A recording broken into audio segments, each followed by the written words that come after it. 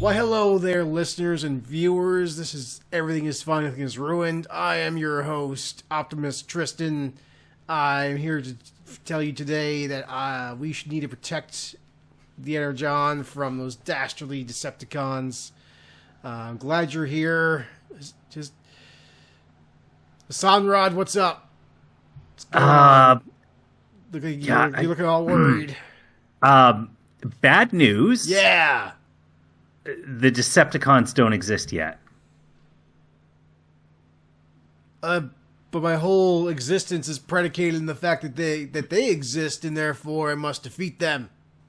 What is with this shit? Yeah, no, I hear you. They don't exist yet.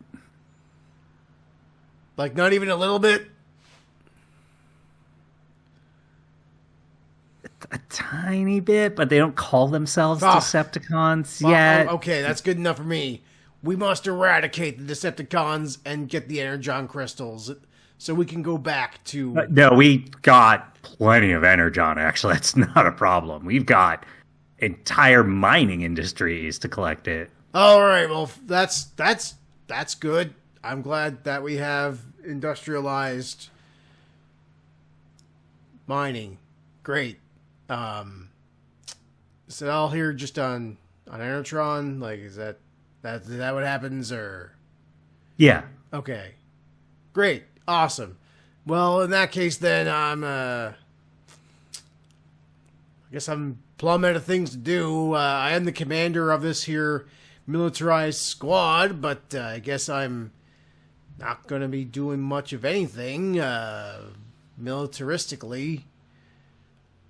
I was hoping just to, fight some Decepticons, but if they're not really a threat right now, then we can just relax. No, we're more looking for a leader who's going to work on things like zoning laws, yearly budgets, allocating things, healthcare versus other infrastructure. Yeah. Leader is going to really nail those things down for us. Gotcha. Really was mostly into hurting other robots who are evil. We're looking for sort of a paperwork kind of person. A bureaucrat? Is that what you're looking for? Yeah. Mm-hmm. But I got this here gun, an energy sword. We don't really need it. It's a big old laser, really. Yeah. Is there really nothing for me to fight? Nothing for us to go to war against? Because, I mean... Oh, well, if you want to go war, the Quintessence are up on the surface. You can go to town with them. Okay, great. Yeah, all right. So our squad is going to go fight the Quintessence. Okay, you go do that. No, the whole squad, including you. Come on. Oh, no, I'm not a fighter. And what are you? I transform into a stapler. I am office work is for me. I mean, we also have a guy that transforms into a small boombox, like this big. Yeah. And he still manages. Well, He does. He's very powerful. Must be his dream, but nope. I was born this way, and I'm going to stick to my lane, paperwork. So you're a stapler. Yeah. I mean, you could just get someone in the eye with one of those. That sounds pretty. Yeah, pretty I'm deadly. an office Cybertronian. It's where I shine. I see. So if I was to say needed some paperwork done, I could just come to you. Great, yes. Can notarize it, all that stuff. That's me. Can you validate my parking? Trick question, what? I am my parking. That's hilarious. Yeah. I cracked myself up. You got me. Yeah. Well, I will transform into this here monster truck and then roll out, because that's what I do. Sounds great. Yeah. You want to live somewhere? I mean, being a stapler, you can't. No, we got public transit. I'm good. Really? You're just going to take a bus? Yeah. Okay. Well, enjoy your bus, I will. Hassan Rod. I was really hoping you would, I don't know, transfer into, I was hoping like maybe like a sports car. Oh, no, I'm a stapler. A stapler. You sure do you like being a stapler? Yes. Okay, well, all right then. I guess you can be a stapler. That's sad. Sad existence as a stapler that you like, so that's good. Good for you, I guess. Yeah, as opposed to Bloodthirsty Savage. I heard that, Oh. Yeah. Yeah. Kind of true. I'm not going to deny it. Oh, okay. No, yeah. I like ripping arms off. And then drinking the sweet oil from the inside. Yeah. Yeah. All right. These entities, they like is it like a robot or? Yes. Okay, good. Yeah. So they have oil. All right, good. Oh, yeah. That's required for me to operate. I have to you rip the arm off and you drink the blood arm. Yeah, this whole thing. You enjoy that. I will, yes. All right, goodbye. Son. Yes. Son, what the fuck did we just witness? Realistically, You tell me! it's that episode of Gurren Lagann where the I forget what they were called, but when they overthrew the initial captor, and then it time jumps and they all suck at actually, managing stuff because they're like, well, we're fighters. We don't know how to manage like underground plumbing and running electric lines for city planning. Turns out you shouldn't just put soldiers in charge of literally everything the second it's okay to do so. Not every one of them is some really soldiers great. Obviously good, Sure but yeah. There are plenty of them that are great, but not literally every one of them. Especially not a guy whose whole thing is like he just does drilling for a living and then decided to go fight some evil robots that do spiral action. Anyway, what are we here to talk about today, Hassan? Well, technically we're here to talk about Transformers 1, but about half our time will kind of be spent talking more about the state of Hollywood in general, because I think this film is very endemic of a lot of just, I wouldn't call them issues, but behavior that Hollywood currently has as a result of the situation that it is generally in. So to get into it, so Transformers 1, 2024 animated film. Yes. And this is basically an origin story. So it is set on Cybertron, and it focuses on Orion Pax and D16, which Orion Pax eventually becomes Optimus Prime, D16 eventually becomes Megatron. And then alongside them, we have B-127, who becomes Bumblebee, as well as Alita 1, who I believe just stays as Alita 1 and doesn't get any other name. I think you're right. And so that just initial part of it, I think, is one of those things that is endemic of currently Hollywood, where they went, oh, well, we're going to make new Transformers. Yeah.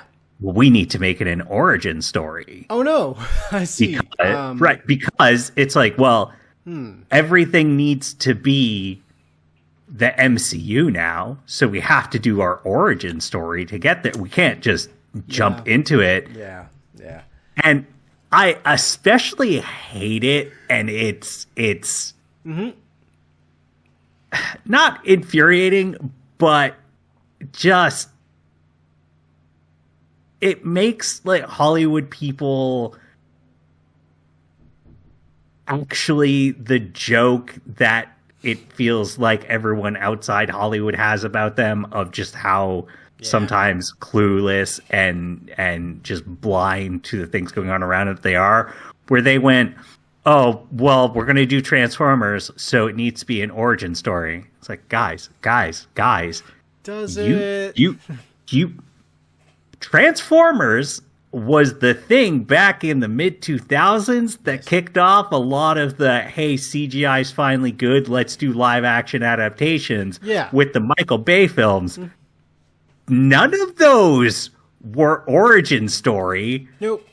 That thing just starts with, so there's the Autobots and the Decepticon, and they've been at war forever. Do you know why it starts that way? Because audiences who are going to see those movies already know what the Transformers are all about. It's simple. It's so fucking simple. Good guys, bad guys, they transform into cars and then into robots, and they shoot each other. Yeah, there's just... We don't need an origin film.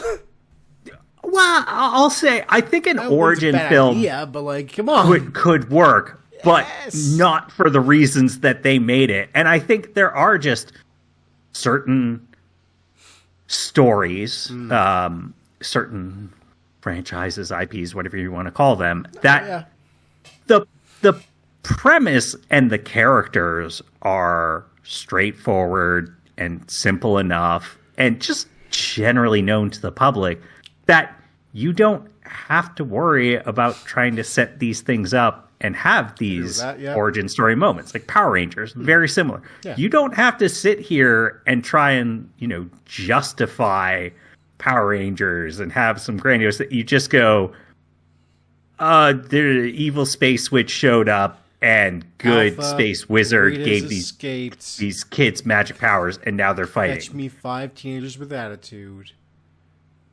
Done. Yes. Like Transformers is that. As you said, you just go, Autobots good guys, Decepticons bad guys, they've been at war for a while. Like you really don't need to get too much more in depth in terms of establishing the base premise. You obviously need to flesh it out more than that throughout whatever sort of, whether it's a film, comic book, video game, TV series, etc.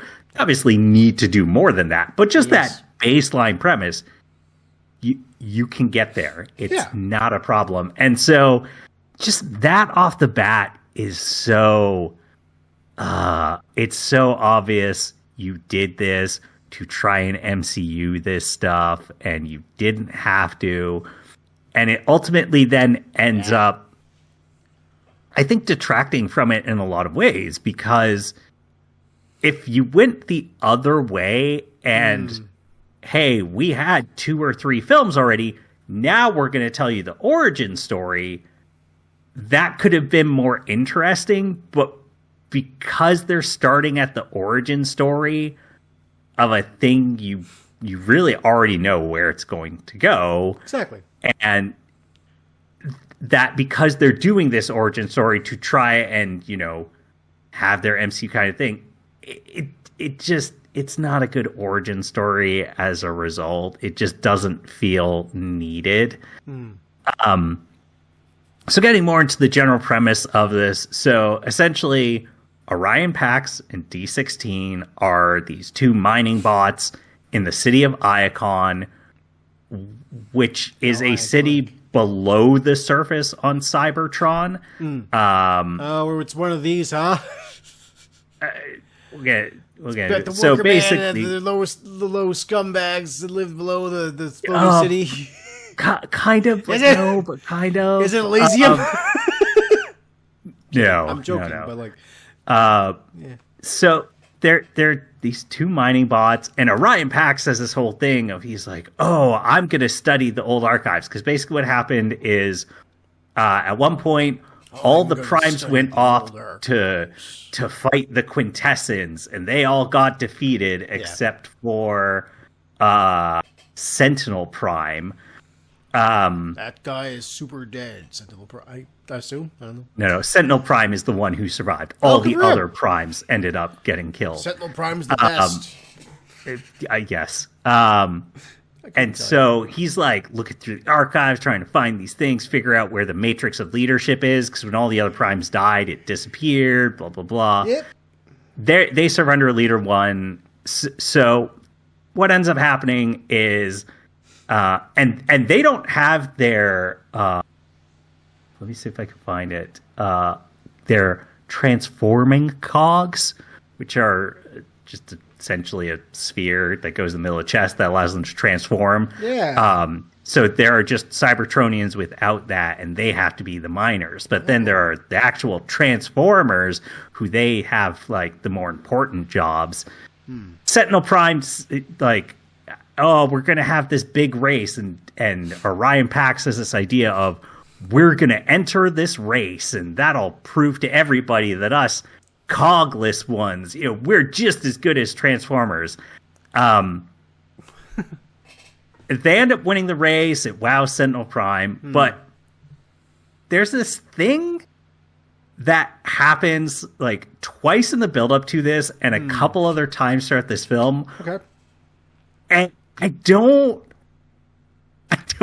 understand the logic. Like, I think I know why they did it, but I still don't understand the logic, which is they basically gave Orion Pax this sort of innate sixth sense for the timings of danger, basically. So, for example, when they're trying to like win this race, at one point they take this shortcut through these like air vents that blast out this super hot air or whatever, and he'll just be like, they're about to go, be like, wait, no, blast. He's like, wait now, and then just as it cuts out, and like there's another scene later on where when they get up onto the surface, the quintessence are doing this scan, and they manage to hide, and he kind of does that same thing of like, wait now. Or there's this other moment where the enemy's about to turn and see them, and it's like, quick, everyone duck, kind of thing. It's like, okay, do you think that's what makes like a good general? Is just they have a magic sixth sense to just be like, the enemy, I can sense them, kind of like, it's just very weird. They give this to him, and they never call it magical. They never, there's not like a moment where oh god, I can't, Primus, the center of Cybertron, it never like speaks to him and tells him, you have this power because of blah, or like no one else is like, oh, you have, the will of the primes that lets you sense danger or something. It's just this weird magical kind of power he has. Yeah. And they don't explain it why. It's just, I think, meant to be implied. Well, he has this because he's a good leader, and that's how good leaders are. I guess. Yes, but basically they end up winning this race. Yep. Sentinel Prime's wowed. He's like, my second in command, Arachnid, take care of them or whatever. Yeah. She's like, she just hands the job off to this other guy who's pissed off at them. So he sends them down to basically this bottom level where they meet Bumblebee. Bumblebee is like, shows them this recording that they're like, oh my god, this will pinpoint us to where the matrix of leadership is. We have to go get it. So they sneak aboard this train. And up until sort of this point, they basically established that Orion Pax is the well-meaning but reckless and adventurous one, whereas D16 is the more like cautious and not quite like scaredy cat, but just not adventurous, not interested in fame, anything like that. The complete opposite of a Megatron. Checks out. So I like D16 has just a bad, weird transformation. But they sneak aboard this train along with Bumblebee and Alita 1. Mm-hmm. Eventually, they make it to this location. That is where they meet one of the supposedly dead primes, Alpha Trion, who essentially reveals, no, actually, what happened is Sentinel Prime is a traitor. He betrayed all of his primes, had the Quintessence murder us. Here, I'm going to give you the cogs of these past primes, so now you can transform. and they see basically this deal going down where it is Sentinel Prime and Arachnid, along with sort of his royal guard, delivering the mind energon to the Quintessence. Okay. And then there's so much, like, this is the point where I'm just going, wow, there's a lot of cool stuff in this film. It is not interested in addressing, in speaking to, in dealing with at all. So first one, when Sentinel Prime betrayed all the other primes and came back, somehow for the last 50 years, and I don't like it using this term, but when a Cybertronian is born, their cog is taken out at birth. Oh. It's like, I see. Hold up. Hang on a second. Uh-huh. How does that happen exactly, movie? Like, yeah. I'm not... Like, that concept of sort of a, like, USSR or, like, CCP style authoritarian regime that is, committing these awful human acts, for lack of a better term. They're not humans, but hey, taking newborn Cybertronians, taking out a key part of them and hiding this. It's like, okay, that's an interesting thing to have. Please explain more. Why are we not talking about this part and how Sentinel Prime is getting away with that? That raises a lot of questions. And hey, why are you not explaining how he's managing to keep this sort of thing suppressed, hide it, etc.? Yeah. Why would his royal guard and whoever else be going along with it? Because, like, assumedly that means that there's some sort of hospital-like thing where new Cybertronians come from that is committing this. Yep. Why are these people all going along with this? Why would they agree to do this thing? And where are the older Cybertronians who were going, hang on a second, why do new Cybertronians all of a sudden not have this? That's not normal. That's not how, like, did you kill off all the older? It's just, it's not getting into, and I think that's another thing about a lot of just big sort of Hollywood. I don't want to reference MCU for everything, but I'd even say the recent Star Wars films. Oh yeah, those are ones where they have the First Order. Yes, is that right? First Order. Okay, and it doesn't explain how that comes about, or it literally talks about it in that first. Well, I'm talking about specifically in that first film, it talks about they kidnap these kids and then turn them into whatever they call their version of stormtroopers. Yeah, exactly. It's like, okay, why are they just why can they do that? Because why is no one pushing back? Yeah. And it feels like a lot of Hollywood stuff like that at this point. It kind of just wants to have bits and pieces of real world politics and sort of terrible government regimes, but not actually explain how that works in this world and how you get to that point in this world. It's just like, yeah, no, this happens. Or, things like, okay, so the Cybertronians are mining all this energon. Most of it's going to the Quintessence. That seems hard to cover that up so what's going on here? You know, it's that's dumb. Pausing on the actual story, main part of this. So getting into the thing that is probably the worst part of this film, and the part that I really want to talk about with Hollywood is that the voice acting for this movie, not good. No. It's not terrible, but most of it's not good. So Orion Pax is Chris Hemsworth.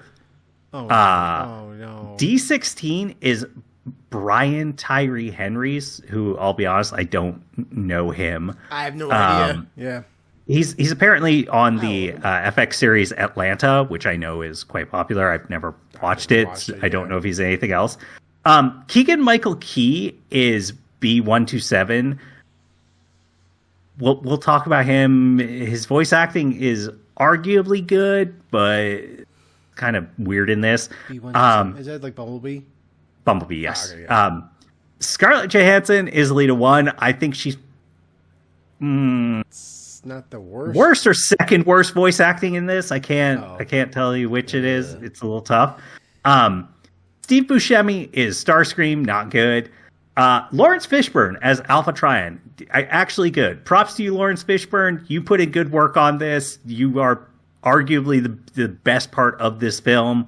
John Hamm as Sentinel Prime, again, not very good. And so the problem with all these people, and to be clear, I'm not somebody who sort of says, "Oh, celebrities shouldn't do voice acting." That's dumb. There are tons of great celebrity voice actors. You know, people who started out doing, you know, on-screen acting and then moved to voice acting. You know, Jack Quaid,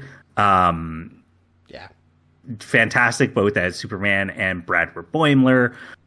You obviously have big name voice actors who are also big on-screen people, like your Clancy Browns, J.K. Simmons, Mark Hamill's. But like, even, you know, you look at some like Invincible with Steve Ewan, and plenty of the other voice actors in that are big names. There's obviously guys like Diedrich Bader or you know, just plenty of others. So I'm not opposed to celebrities doing voice acting, but most of these people do not know how to voice act. They do the thing. And I mentioned Invincible because this was actually a discussion we had, but I had with some friends with the end of season 3, where they have Jeffrey Dean Morgan, if I'm remembering the name correctly. Okay. He plays a character known as Onslaught, and one of my friends basically said, "Oh, he is terrible in this role. This was a mistake." And the other friend went, "I think he's fine." And my response was, no, I'm kind of with the first friend of, like, he's not a good voice actor. Yeah. Because he doesn't voice act. He does he's an actor. Acting. Yes. Where he is when he's in the studio recording these lines, he's doing it in a way where he is relying on the fact that you can see the subtle, you know, minor motions of the face, the way that, you know, eyebrows and eyes will move, and the way that you can, you know, linger far longer on a face that in general for animation doesn't work. Most of the people in this film act that way. You know, Chris Hemsworth, Scarlett Johansson, they voice it the way you would voice an MCU movie, and that does not work here. They come across overly stiff and flat, and it's not good. Steve Buscemi is Starscream. He's trying to do a Starscream kind of voice. It just does not work. Wait, Buscemi Starscream? Yes. No. And then later, his voice box gets broken, and the voice modulation they do to try and make it Starscream is awful. It's just a very bad version of that. Like, it's because like the person who originally did Starscream was like actually screaming into the mic. Like, they put on that, well, they weren't screaming, but putting on that fake scream voice. And it's like, Steve Buscemi's not going to do that. That's going to destroy his vocal cords. Thankfully, there's not much Steve Buscemi, or not much Starscream, so it's too bad, but at the same time, minor. Good. Yeah. Yeah. But I think Scarlett Johansson is the worst for how much she is on screen and just how flat she is. Keegan-Michael Key is the weird one because he's technically doing good voice acting, but like everyone else is basically written like a MCU character, a little more still, making jokes, but more serious. He is written like an actual cartoon character where, he's doing stuff. He's like, just super upbeat, hyper. Like, I'm B127, man. I don't get too many people down here. I'm super happy to see you guys. But, some people, they like to call me strong. So, you guys can call me that if you want. I wouldn't mind if everybody called me. Like, he's doing this. And you're like, this is it. It would be good voice acting if this character was written for the right film. This character feels like they are from a completely different film. I don't understand what happened here. It's almost like somebody went, oh, well, we got Keegan-Michael Key. Let's write him how you would write him for voice acting, where he's more like Toad from the Mario movie. Oh, yeah, okay.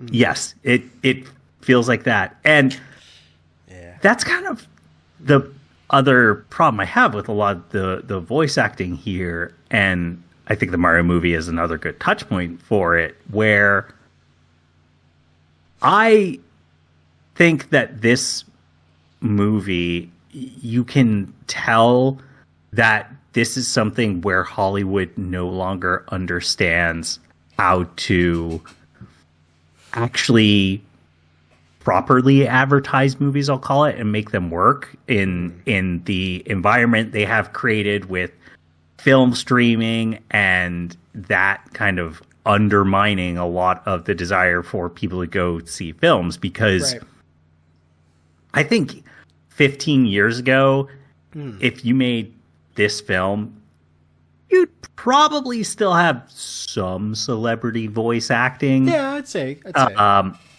But, they would have been kind of a tier down, right? So I'm thinking, like, when that Michael Bay movie came out, who was in that film? It was Shia LaBeouf and Megan Fox. Neither of them were the biggest names. Shia LaBeouf was well known to, I would say, my generation, because he was in a bunch of even Disney kind of stuff. Even Stevens, the Holes. I forget the name of that film now. Holes, yes. I think it's Holes. Yeah, Holes. He was in. So he was in stuff, but he was not the biggest name ever. And same with Megan Fox. Like, hers was not a name I knew until that first film came out. But you look at this Transformers movie, you look at the Mario movie, and it just feels like Hollywood goes, well, oh yeah, no, these are big popular things. That Minecraft movie, right? Like, oh, we have to put in big popular celebrities. Yeah. And I feel like there's two reasons for it. One, because that's just the only way Hollywood understands how to actually try and advertise something, is to sit here and go, look, it's a big name, that's why you want to come see this film, right? But I think the other thing is, especially recently, I've been seeing a lot of articles and discussion around how so much of Hollywood is trying to recreate and build this idea of the leading person, that they are so desperate to go back to the point when you had guys like, Tom Cruise, Brad Pitt, Leonardo DiCaprio, George Clooney, etc. Like, guys that you could just put them in a film and that film was guaranteed to be a big blockbuster, make money. And that, like, why is Chris Hemsworth Optimus Prime? Because they think that's who Chris Hemsworth could be. You know, we put him in this stuff, he's gonna get big. Why was what's his face, Mario? Because we think he can be a leading man who can sell this stuff. Yeah. They'll always say that. Yeah, and it's like, nah, guys, like, that's just not.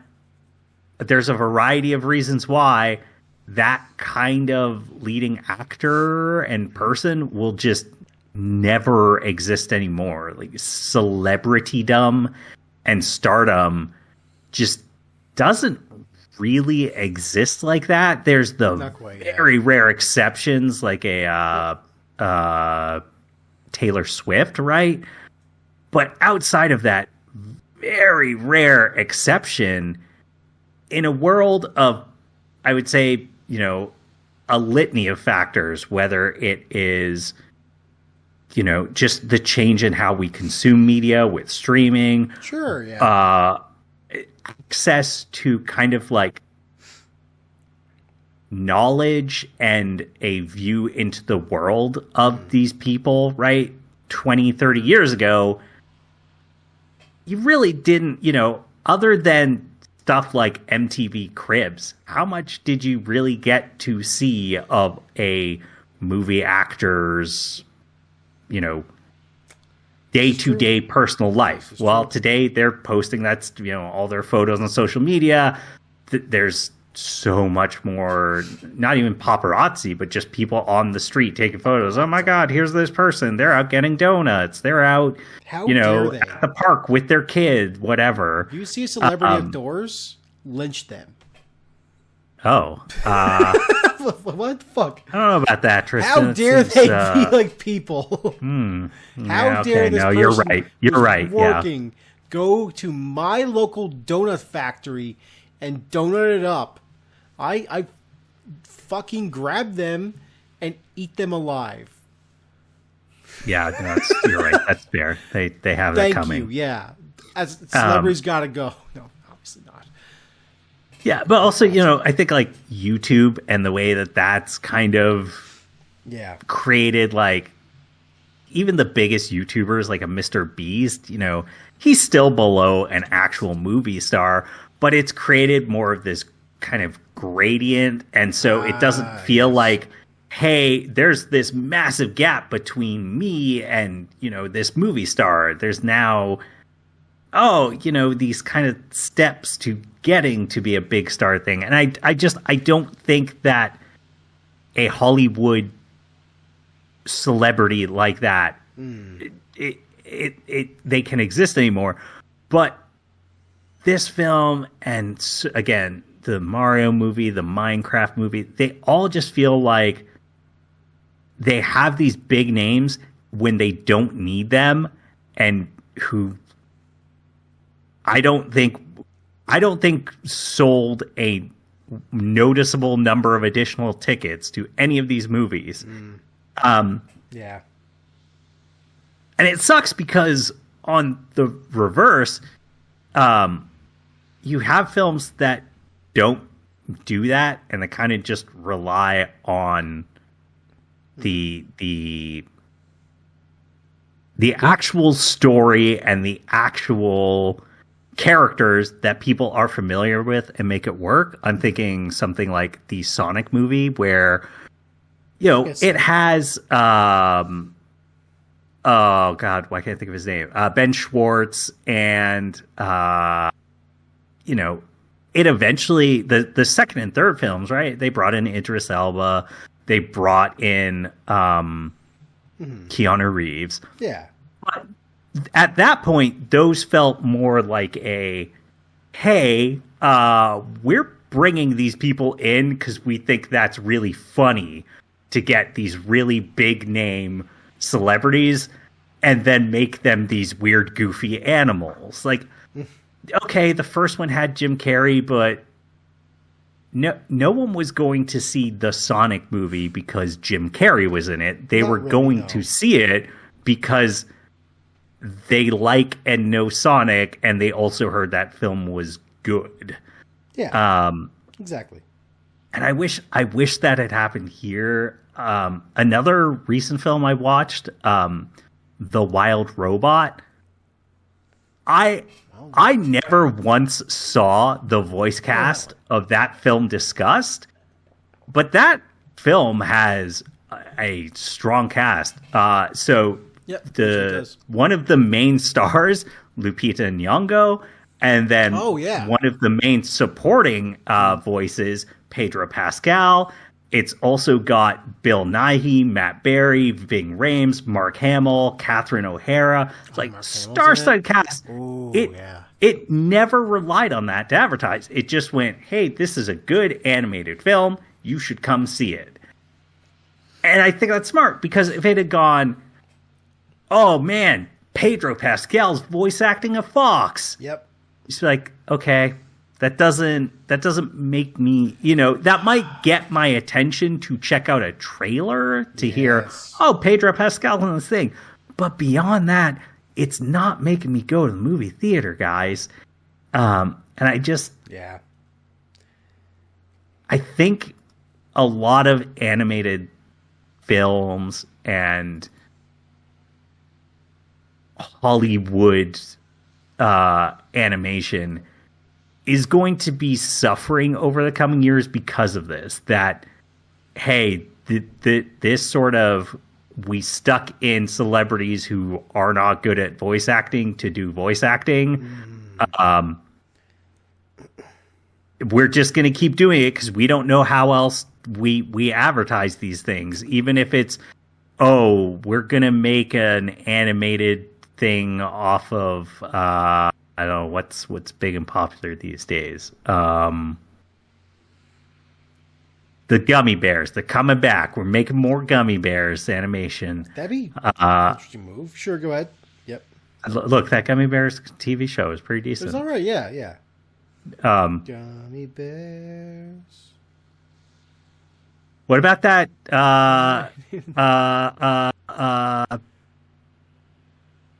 SWAT Cats? Was that what that was called? Hell yeah, it was. Yeah, we're gonna bring back SWAT Cats. Man. Except the main voice actor is gonna be I don't know who's a popular actor these days. Chris Pratt. I was literally trying to think of someone other than Chris Pratt. I know you were, but he's like the guy everybody fucking turns to, Mr. Hollywood. Jack Black. There we go. Black We're gonna put Jack Black in this again. He's actually a decent voice actor. I'll give him that. He is, yeah. Because he's already so cartoony. This is true. He is. He's very animated, and it comes across in his voice lines. I agree. Yes. Yeah. But I think we're going to continue to see this problem. Getting back to the actual main story of Transformers 1. So basically, Orion Pax, D16, B127, and Elita 1, they go on the run.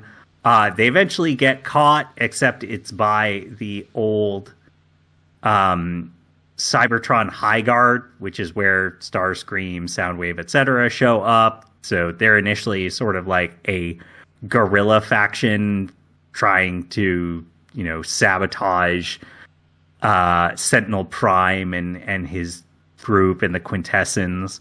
While this is happening, like, D16 is just turning into this deranged psychopath. Just him finding out that his life has been a lie and that, Sentinel Prime was using us and you can't trust any figure in power.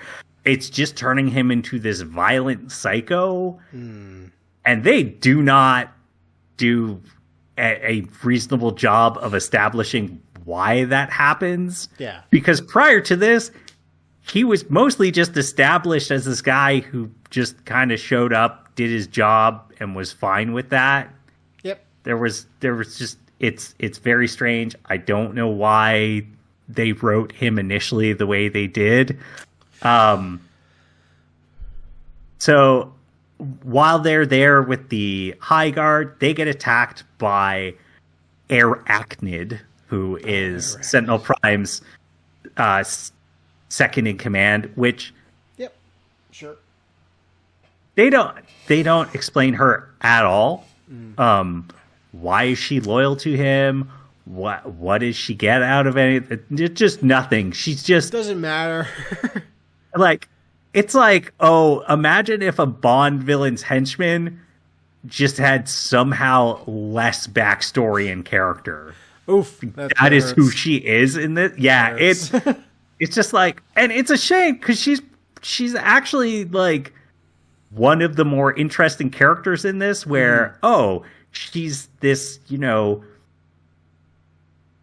in her humanoid form, she has more of this spider motif with these like arms, very, very spindly, thin arms around the side, who then transforms into a helicopter. Like, that's an interesting character design. Yeah. I like this. It's pretty cool. Boy, you don't do anything with explaining this character at all. Why she is loyal to Sentinel Prime, anything. Will they ever? Yeah, exactly. No.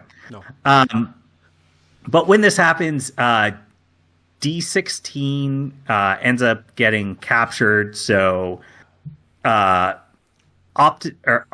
Pax, B127, and Elita 1, they all sneak into Iacon. Orion Pax goes down to where all his old mining buddies are and basically convinces them that, we're going to become a rebel army and stop all this. Big battle ensues. Orion ends up basically falling down in this hole where swirly light energy happens, and he is gifted the Matrix of Leadership, which turns him into Optimus Prime. He ends up feuding with D16 because D16 just violently murders Sentinel Prime. He's like, no, we don't do that. We're the good guys. He was bested. He should have spent his time in jail. They then have this like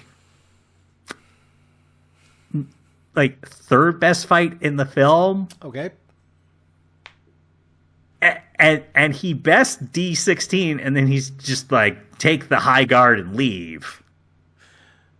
And then the film just ends with Optimus like running on the surface with Elita 1 and Bumblebee beside him and a bunch of other Autobots behind him. Yep. While he it's like, I am Optimus Prime, leader of the Autobots.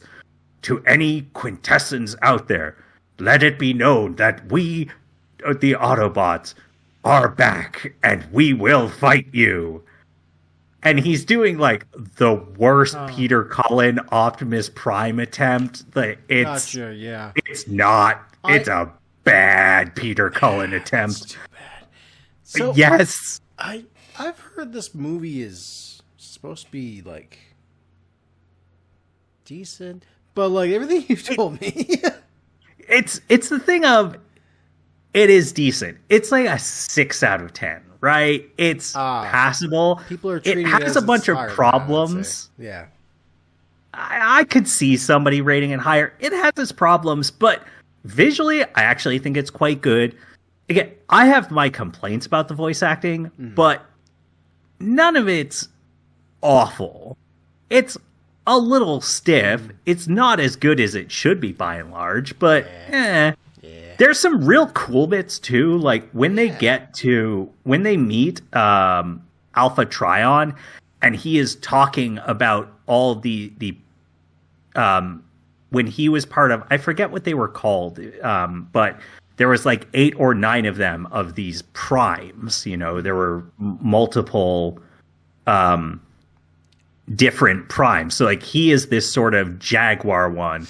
Another person, they're just super big and bulky. There's all these different primes. It's like, oh, this is this really cool idea of sort of like, for lack of a better analogy, but sort of like King Arthur and the Knights of the Round Table fighting against, you know, the Quintessence kind of thing. It's like, this I actually think is really cool. And if that could work. This had been the origin story you told, man, that'd be way cooler of just like, here are these sort of like noble knights of the Autobots, you know? But it's a very messy film that it just has a lot of drawbacks. Yeah. And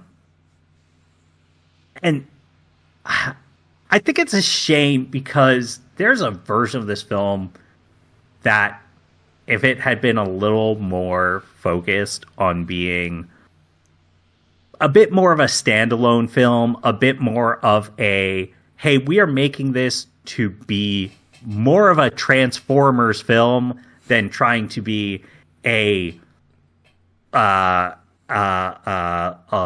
launch pad to a, you know, Transformers universe where we're going to be able to have, you know, one film every year, and then we'll have like TV show tie-in, and then this character can get their own spin-off thing. You know, if it had instead just been a little more self-contained, a little more focused, a little bit better voice acting, this easily could have been an 8 or 9 film. It's just a bunch of these little things that drag it down and make me go, like, hey, maybe the guy who plays Optimus Prime should be able to do Optimus Prime voice. Should be able to. There's a lot of people out there who can do a real good Peter Cullen impression. I am Optimus Prime. It's not easy. It's not the hardest thing in the world, but it's not easy. But like, you need people to do it. You also could have just gotten Peter Cullen. The guy's still around, still doing voice acting. He's extremely alive, yes. You could have gotten Peter Cullen just to do the voice, even if it's just at the very end. Just at the very end. But, I mean, like, he should have just been the one playing Orion Pax the entire time, because why wouldn't you have the guy who plays Optimus Prime playing Optimus Prime? The thing he's, like, most noted for. You would think that. Yeah. Yeah, and I think another thing would have been there's something about this where the actual Transformers themselves, it has a fair number in there, but other than, so you have your main 4, you got Sentinel Prime, Alpha Trion. Other than that, nobody else really gets too much like talking time or time on screen. So that's kind of another thing is, and they have some good designs too. I actually would have liked if they were a little more cartoony.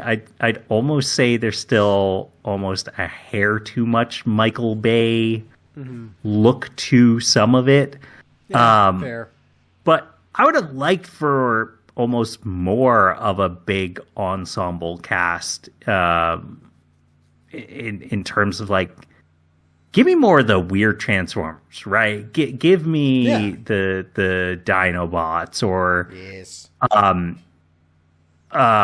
the Constructicons, yes. Remember their names correctly, or whatever the big city was called again. Ultra Mega something? No. Well, there's Ultra Magnus, but I want to say it was Magnus Supreme. Something. Is that right? Like that. I cannot remember it right now. But I would have liked that. Get into the weirder parts of it.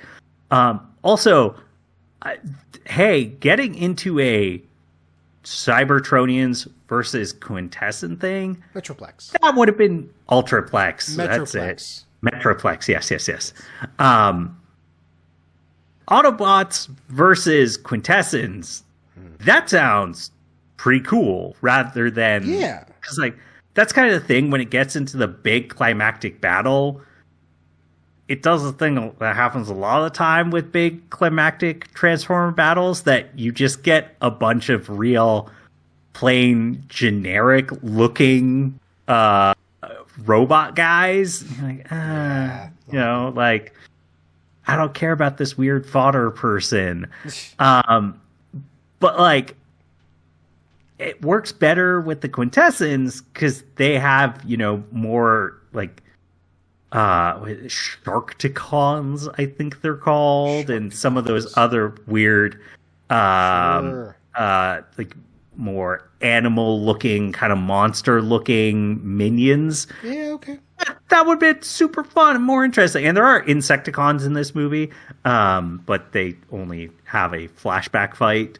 And again, probably the best part, it's when Alpha Trion is talking about the Primes and you see them working together and doing this fight. It's like, oh, this scene's pretty cool. So there's good work here. I'd be interested to see I guess you would just call it Transformers 2? Transformers Duo? Dos? I don't know what you call it. What 2, wouldn't it? Blah. Transformers 2. Just TWO, though. This one's called 1 NOE. Yeah. Sure. I don't know. I'd be interested in a sequel. I don't think we'll get one, even though this film did fairly well. Yep. It's shortly after this film, not directly because of this film, but because of several things that have happened. But so Hasbro owns Transformers. Yeah. Shortly after this, they basically announced, hey, we are not going to directly fund things like this anymore. No, they're not. We'll like let other people use our IP if they want to come to us and say, oh, we'd love to make a Transformers movie. Let's cut a deal. Yes. But we're not funding stuff like this. So I doubt somebody's willing to go and do that. This movie and the D&D movie were kind of flops for them. Yeah. It's never going to happen. D&D movie, that's a good one. That's a good movie. I fully agree. That's a pretty good movie. There's some stuff in the movie that I'm on because D&D. Oh, yeah, look, I'm not.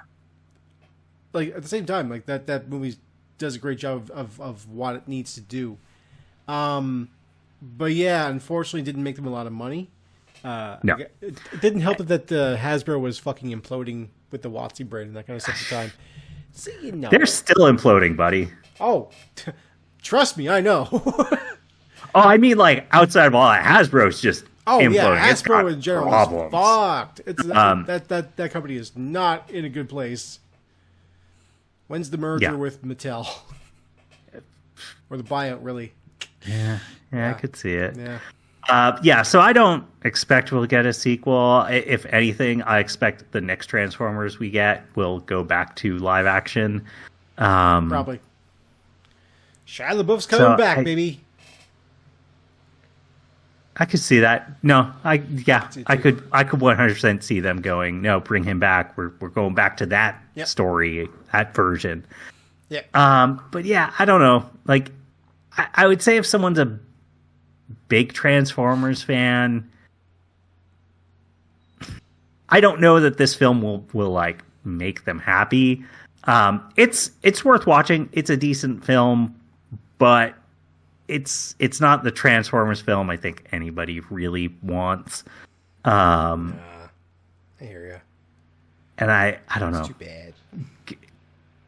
You know what's really missing from this? What would have made this entire film come together and work? What? A Steve Bush song. That's what's missing. Yeah. Look. Yes. You know why? That guy was Transformers, basically. That no Weird Al either. You know, what are we doing, right? No Dare to Be Stupid. The first Transformers movie, 3 banger hits. Dare to Be Stupid. Is the other song just called Dare? I think the Steve Bush one is just called Dare, right? Yes. And then there's what's the other Steve Bush song? There's Dare, and then there's You Got the Power. Right? 3 banger hits. Where's the banger hits in this film? They aren't there. What are we doing? That's what Transformers need. I'm pretty sure Steve Bush is still alive. Stan Bush, by the way. Stan Bush. Yeah, he is. He very much. So here's the thing with Stan Bush. Stan Bush is extremely alive and has never stopped doing that. Because he did that. There was a video game he did a track for the first person kind of shooter with sword thing. Lo Wang. The Triad. Revenge of the Triad. No, but there is Triad in it. The only game name that's coming to mind is Daikatana, but it's not that one. It's not. But he did a song. He did a song for the second or third one of the like reboots of those, and it's like, oh yeah, no, this is still Stan Bush doing Stan Bush. It's kind of awesome. Mm-hmm. Yeah. Oh, there it is. No, is that it? The German commercials from. Oh, there he did the theme for the last Kumite. Oh, what was the name of that game? It doesn't matter, but yeah, he is still doing Stan Bush shit. So, like, if you like Shadow Warrior, thank you. Yeah, if you like that, like, his last album came out, like, his last single set came out in 2024. So, like, Dare to Dream was 2020, which is the last studio album he had so far. He's still been doing studio albums, like, every few years. And he's never stopped doing You Got the Touch. Like, it's the exact same musical styling. So, like, if you don't get Stan Bush, who wants to do this, and will probably almost do it for free at this point, he won't. I'm sure he wants to get paid. But he's a guy who basically is synonymous with the Transformers. And if you don't get Stan Bush, like, what the fuck are you doing? Yeah, I don't. Would have made this whole film. I would have forgiven so much of this film if it was just middle of film. It's like, oh my god, this is a banging Stan Bush song. Yeah, let's go. Yep. But not there. I would even be fine if they, like, I don't know, got a Stan Bush sound-alike kind of group, and we're just like, okay, you know, yeah, sure, yeah, I'd be okay with that. Close enough, you know, but like, no cigar. Yeah, like, what are you doing? Yeah. But yeah, that's been Transformers 1. Just to reiterate, said a lot of negative things. I still mostly recommend it, but it's what I like to call an airplane movie, meaning, it's a movie you put on when you just don't have something better to do. You know, you just need something that's not a waste of your time, but that's going to fill the time for you. And that's when I think you should watch this movie. That sounds about right. Yeah. Well, anyways, Tristan, why don't you tell people where to find us? I can do that. You should follow us on Blue Sky, which is at eifnir. We're there. Tell us how much you love Chris Hemsworth's version of Orion Pax. And eventually, please don't. Optimus Prime. Go to our Twitter. No, we don't have Twitter. Go to our Apple, iTunes, and Spotify pages. Leave reviews. Hit the star buttons. Give us your attention. And then also go to our YouTube page, which is you're probably watching this on now, and just like slap at the screen until your life improves. I mean, I guess if you're on like an iPad or whatever, that'll work, or even your phone. Even if you're not, if you're on a PC like I currently am right now, you slap at that damn screen. Just keep going. Life will improve. Yep. Yeah. Okay. Yeah. I mean, I guess. Yeah. Just do it. I have confidence in you, person who's watching this. Anyway, if you could like and subscribe to the show, that'd be great. Instead of just clapping at it. Share it with your friends. Your friends would probably love to hear two guys discussing how Transformers 1 is. Go to our friends at djdane.com. That's the guy that does our music. djdane.com. Go there, listen to his great tunes. And if you want to pass on the matrix of leadership to him, that'd be great. That'd be great. That's kind of seems like it would suck to have that, right? Because then, That's a lot of burdens. Is it? Or is it a lot of awesome? I also don't... He's not a Transformer, so... How's that... He could be a headmaster. That's a good point. No, that's a good point. You're right. I hadn't thought about that. He's a headmaster. Yeah, all right, give it to him. Let's see what happens. Exactly. He's going to get into the head of another giant robot, and he's going to pilot that around. That's how headmasters and Transformers work. It's weird. Don't worry about it. Anyway, that's it for our show. Tune in next time for another Experimenters episode of Everything is Fine, Nothing is Ruined. See ya. See ya. Say it.